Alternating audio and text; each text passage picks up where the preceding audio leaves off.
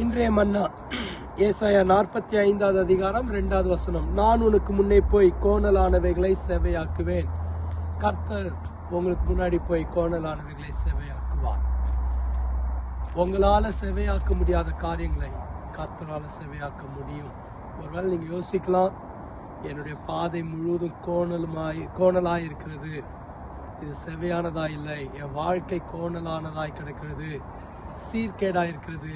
ஒருவேளை அதற்கு காரணம் நீங்களா இருக்கலாம், அல்லது வேற ஏதோ ஒரு நிகழ்வுனால் இருக்கலாம், வேற ஒருத்தர் நபர்னால் இருக்கலாம்.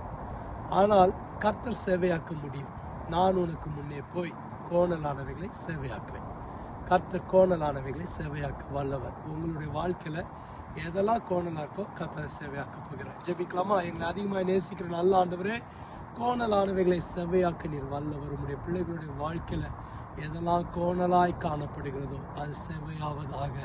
சீர்கேடாய் இருக்கிறவைகளை நீர் சேவையாக்க முடியும். என் தேவனாலே கூடாத காரியம் ஒன்றுமில்லை. கர்த்தரால் எல்லாம் கூடும்.